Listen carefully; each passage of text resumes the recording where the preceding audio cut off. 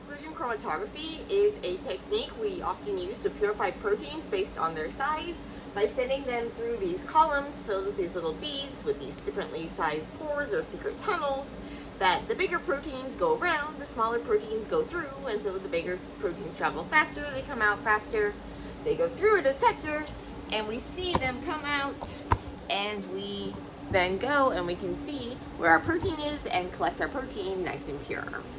And so speaking of pure, this is an AKTA PURE, and so it is a FPLC machine, so fast protein liquid chromatography machine, and so this is commonly used one, and I'm just going to show you how we set up a run and run a run on a size exclusion column. And so this is what we're going to be using. Yesterday we went and equilibrated the column, we hooked up the column, we equilibrated it, so we got it all ready for our run, and so now let's go do it. So we already did pump washes and priming and all that, but we'll just take another quick look and make sure that the lines don't look like they have any bubbles before we get started. And so with this size exclusion chromatography, you're doing an isocratic elution, which means that you're only using a single buffer. And so we have this buffer, we're using this line A. We don't see any bubbles, all's good. And we would have seen some signals in the traces too. There would have been problems with pressure and stuff if we had had any error in our system. And it could have even triggered an alert that then would cause the machine to give an error and stop. And so this kind of light over here is your indicator light that's telling you whether things are going well or not. And so whether things are connected. So the white is telling us it's connected to the system, like to the computer and everything. But it'll be green if it's actually running something, and it'll be red if there's a problem. And so right now we're white, we're connected, we're good. We're not green because we're not running anything right now. We just have it so that we are ready to go set up our method, and then we will run it. So we did our system pump and everything, but what we need to wash out is going to be our sample loop. And so the sample loop is basically a temporary storage spot for your sample before it goes onto the column. And so there are a couple of ways to get your samples onto columns. And so when you're doing a larger volume, so not for like a size exclusion, but maybe if you were doing more of a bulk separation size exclusion type of thing, like some desalting column, or maybe you're doing an affinity chromatography when you have a larger volume, what you can do is you can either have a super loop, which is like a really big kind of column that attaches to the loop ports, or what we have is we have a sample pump, and the sample pump has a sample line that then you can go and put the line into your sample and it'll pump it up. For size exclusion though, you're gonna have a small volume. And so typically when you're using a size exclusion chromatography column, you don't wanna have more than about 2% of the column volume. That's because unlike in affinity chromatography, say, your proteins aren't going to stick on the column, and then you wash stuff off and then you elute your stuff, and so you are eluting in a smaller volume and therefore concentrating your sample basically. Instead, in size exclusion, things are not going to get concentrated. Instead, the proteins, they're not going to stick to the column. We hope they don't stick to the column. Instead, they're just going to travel at different rates because of the different sizes of the proteins and the different sizes of the pores of the beads. So these columns are filled with these little beads, these resin. These resin have these pores. The pores are different sizes, and they're like these secret tunnels. And the big proteins can't go through the tunnels, and so they go around the tunnels, and so they have a shorter distance to travel, and so the bigger things are going to come out sooner.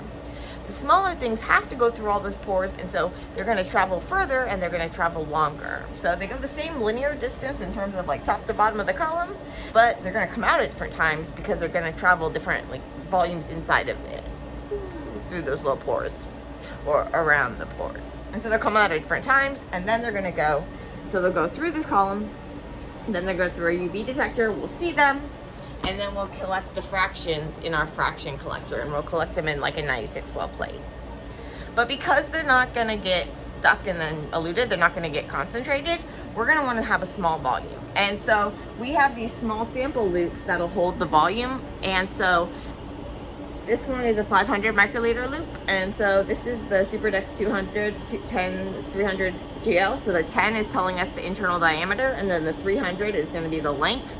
And so that the volume that you want to inject, you can find the column volume and things on the manuals for the different columns you have. And so this one we don't want to inject more than about 500 microliters. Unfortunately, we don't have the injection kit yet where it actually has like the nice syringe where you have like a 110 needle that you then stick in here. So we're just gonna go with the good old syringe that we have. And unfortunately, the smallest one we had was a 5 mils. But it doesn't matter, because what's gonna happen is if you inject more than the volume of the loop, it's just gonna get pushed out the loop and it's not actually gonna go in.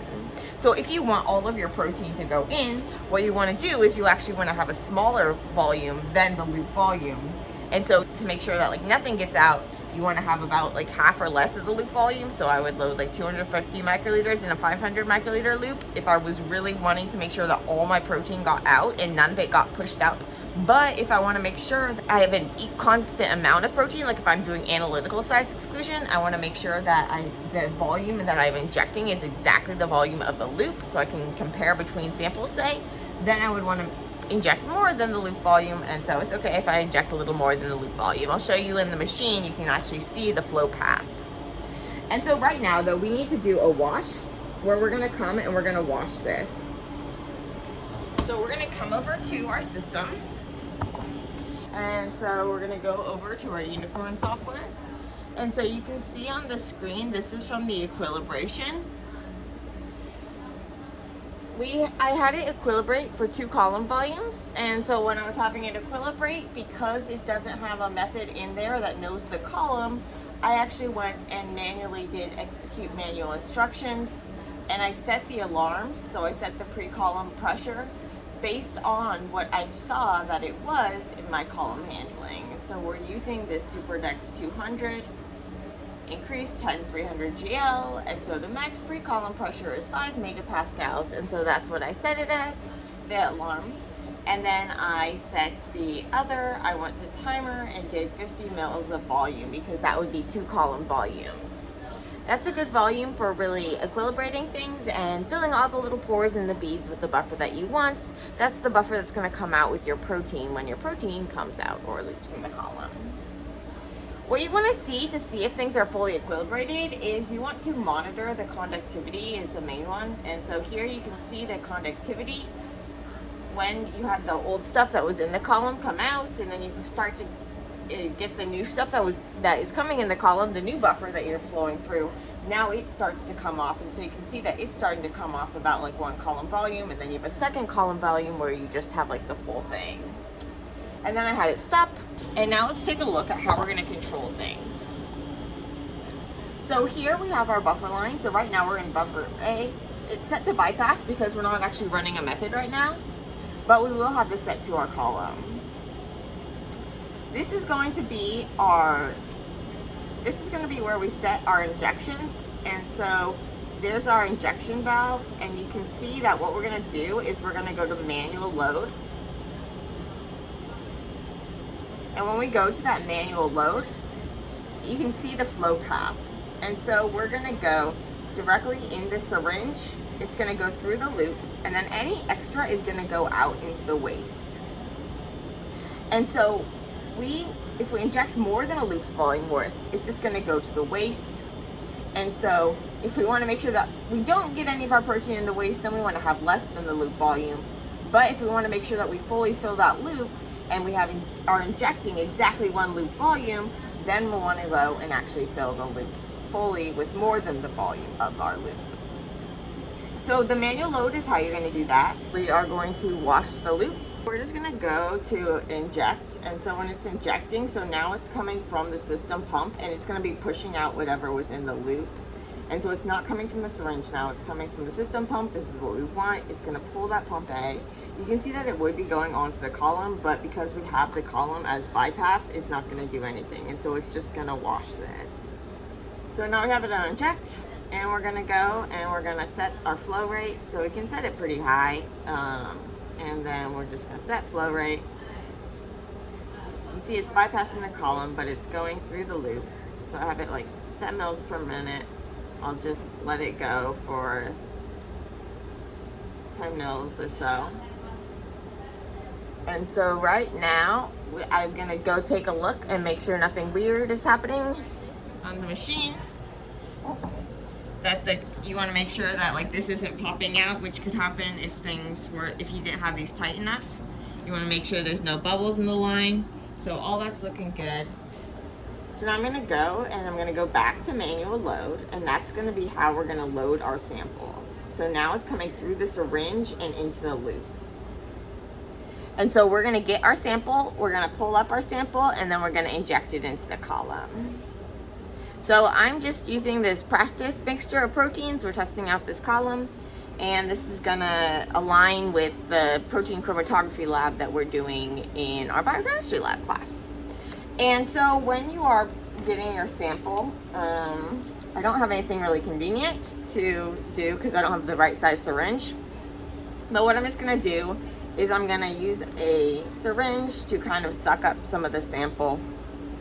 So I'm just gonna suck up a little bit of this. Again, that's like a 500 microliter loop, but if we have extra, it's just gonna go out to the waste. So normally you would not be doing that, and I will show pictures of doing the injections the proper way.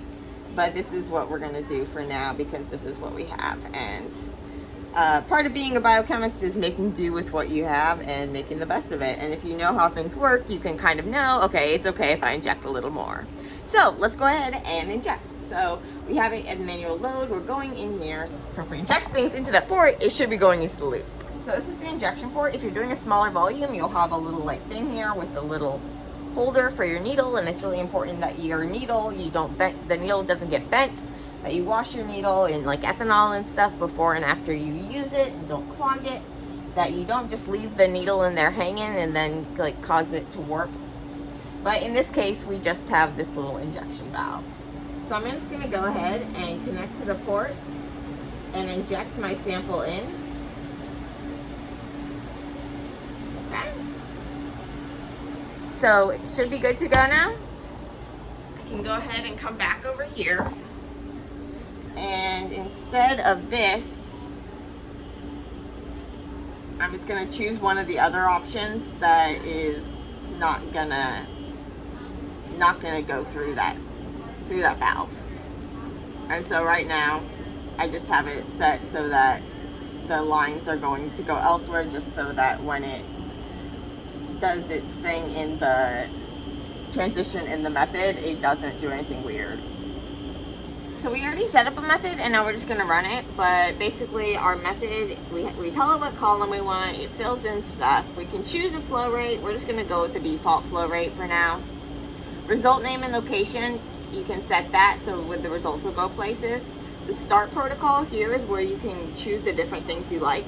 I like to have the variable list and the fraction collector. So the fraction collector is going to tell you kind of like what fractions are in there and make sure that everything is okay for what you're wanting. And then variable list is where you can actually kind of change things more easily at the time of the run without changing the actual method. In a size exclusion run, you're going to basically, so you have the equilibration, and we already did the equilibration, so we're going to bypass that manually. But you could set it up so that you would do the equilibration and then put your sample on. And so you can see it's going to do 2 column volumes of equilibration and then apply my sample. It's going to apply it from the loop, and so fill the loop using the manual load. And so we filled that one loop manually, and we're not going to use the sample pump. If we have a small volume, we're not going to use the sample pump. But you can see that you could have used the sample pump if you had a large volume, but that's not really applicable here. And elution, so isocratic elution, so single buffer. We're going to use the same flow rate, and we're going to tell it to use the fraction collector. We're just going to do a fixed volume fractionation. So I'm just going to do a large fixed volume because this isn't something that I really care about, this protein. It's more of a test. But if it was something where I was really concerned about being able to finally resolve the different peaks and separate the different fractions, then I would want to have smaller fractions.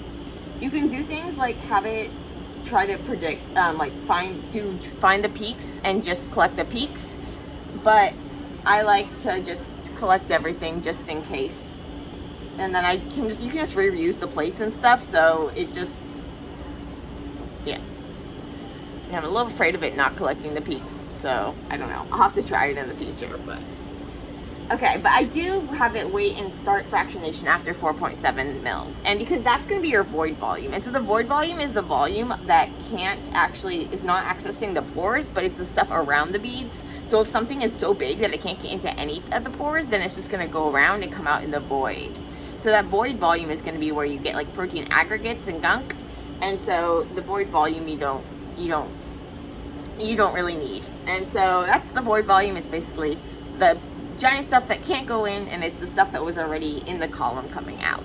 And so I don't want to worry about collecting that. And so I'm going to say, okay, wait until 4.71 mils and then go ahead and start collecting. When it starts collecting, now I have the big stuff is going to come out first and the smaller cups is going to come out later.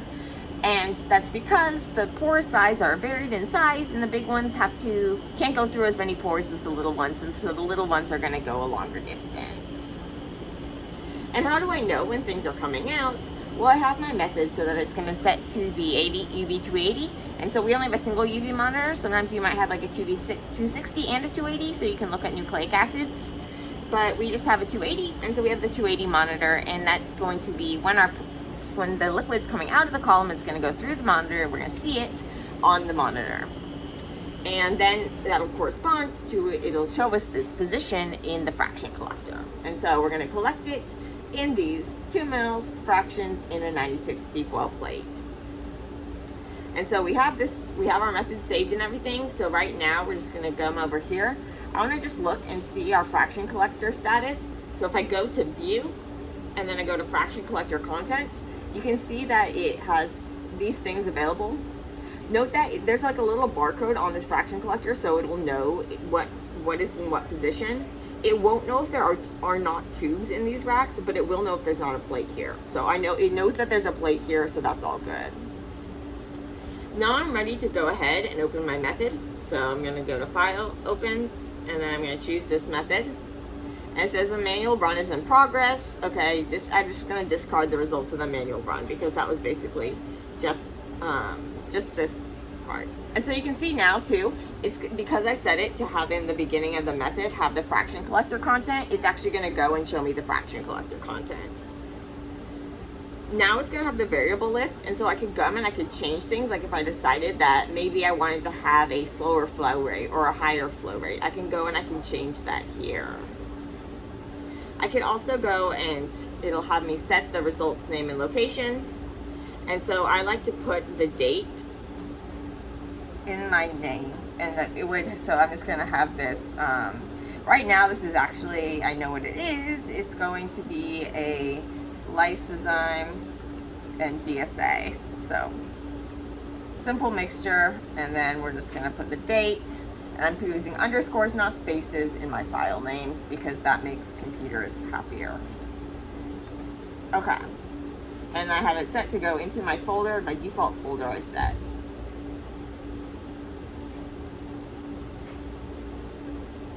So you can see now the flow path, and it's going to go, it does its weird little like wash and settings the system first. But you can see that nothing's coming through our loop, which is good because we want that to be safe. But it's doing its like system-y stuff, and then it's going to come. It knows that it's going to go through the column now. And initially it's going to be going to the waste, but then later we'll have it will be going to the fraction collector.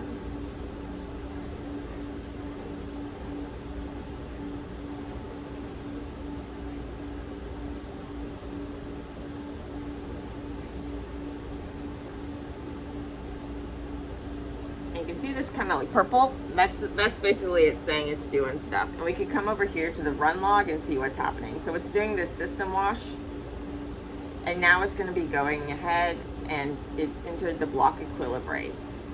So our column should already be equilibrated, but we're going to go ahead and just like give it a second, make sure everything looks okay, and then we'll go ahead and bypass that and start the injection. So it all looks pretty good. I've got my conductivity stable, my UV stable, my pressure is not too high. I'm going to come over here and tell it that I want to go to the next step and inject. So I go manual, execute manual instructions, other, next breakpoint. I'm going to insert the next breakpoint and execute. Okay, so now what we're going to see is that it's going to move to this inject. And so now it's going through the column. So now it's going through the loop, and it's going to go through the loop, and now instead of going through the loop to the waist, it's going to go through the loop to the column. And so we have that. It's coming through here now, and we should then see that in a minute it's going to go and switch back from going out of the column and directly then just going through the system. So that was a 500 microliter loop, but we had it go a few minutes more than that through the column, through that loop, and so everything gets pushed out, and it's getting pushed out into the column, and then it chases it up with extra buffer. And all of that is coming from this buffer A line. So we have this isocratic elution, and we're having everything single buffer. And so right now the buffer is flowing through our loop and onto the column, but typically it'll just be flowing through kind of like the system line, the main line.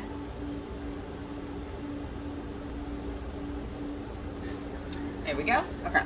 So you can see that it did a mill. Now it's back to going onto the column directly. So it's bypassing the loop and it's just going onto the column. And again, like right now, so it's going through the UV detector, it's going through the conductivity detector, and it's gonna, or conductivity monitor, and then it's gonna go to the waist. Because it's still in that volume that we said, okay, we don't want to collect until we get to 4.71 mils. Once we do that, then we should see that there start to be red lines saying that fractions are being collected. And it'll indicate what fraction is going to go to what, correspond to what signal. So soon it should start collecting fractions because we injected at 0.8, and so we can see if we put the injection mark, it was about 0.8 mils, and we said to start collecting fractions at about 4.7 mils. Okay, there we go. So now it's set to fractionate. So now we can see that it started collecting our A1, and so now let's go and look at the fraction collector, and if we go, we see that the head of the fraction collector is now right above A1. So it's dispensing into A1 properly. All that's good. And so now we just wait. And so we shouldn't have our stuff come off right now. They shouldn't come off until later. We've got two different size proteins in there. We're gonna see where they come out in the column. The bigger one should be earlier, the later one later. And we'll know because we're gonna see a peak on here. We'll know that something came out. And then later, if we wanted to, we could do like a Bradford to find concentrations, and we could run an SDS page in order to look at the purity and to get a sense of their size.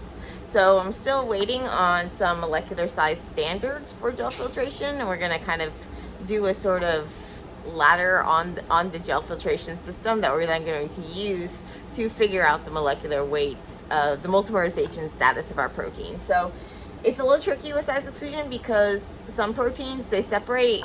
Like some proteins are really floppy, and so they're really floppy, and so even though they might be like small in their sequence wise and their molecular weight, they're actually going to travel like they're bigger because they're like, they're moving all around, and so they can't really get into those pores very easily. But for like normal globular proteins, you can kind of get an idea about how big they are based on how big they are relative to other proteins if you run the standards of proteins of known size. And so we're going to run some standards, and so this is part of it is doing prep for my own research lab research, and then that's also like bleeding over into a cure I'm going to be running next semester, where students are going to be trying to disrupt the multimerization of a tetrameric protein and then seeing if they can detect differences in the size exclusion chromatography. Okay, so right now we're just going to let it run and come back in a bit. So we can see our first peak, and so a couple of different things. So when you're looking at a peak, what you want to see is you want it to be nice and symmetrical, and so you can see this one has this like beginning, this shoulder, which is likely an overlapping peak of things. This level, this is still pretty low, so this is probably just some noise, and it's near the beginning, so it's probably just some noise. These are just like unpure, not very purified proteins that were just kind of one of those bottles of powder proteins. And so if this was my actual protein, I would be like, but again, like I think this is just kind of the background gunk, and we'll go and see later what we see. So you can see there's already another peak coming off, and so they're both going to be in the same fraction though, because we set these big fractions. If we had set smaller fractions, we might be able to actually go and isolate these different fractions and then see, maybe even separate these peaks. But there's going to be some overflow between the peaks anyway. But now we're starting to see like a rise, and so when you have a real peak, you're going to see it'll kind of like shoot up ideally. And so right now, this is some like little contaminating protein probably that's coming out with the other protein. And so if we wait, we should see the peak for the full protein. Or not the full protein, but the protein that we probably more care about. And often it'll just start like shooting up. And so we want to see it like shoot up and then shoot right back down, have a nice sharp peak. And you'd want it to collect your fractions so that they were smaller rather than this. And so I think there's actually a way you can set the fraction collection so that when it senses a peak, it'll start collecting smaller fractions, but it'll still collect everything. So I still need to figure out the fraction collection part of the things. But right now, this is just practice, and so it's all good. But then maybe in the future, I know what range I need to go and set for finer collection if I want to manually set it that way. Awesome, so things are done. Our run is done. And so this is just the conductivity. I'm going to turn that off. This is the injection, so then it takes a while to get through. Then the bigger stuff is going to come off, and then the smaller stuff is going to come off later. And now we know where to find it because we can see these fraction marks. And so this was our A1, A2, A3, A4, etc. And so we can see what we were seeing in the beginning, as I suspected, was kind of just a little contaminate gunk. Maybe it was some aggregates because this is in the early stage, so it's really big stuff.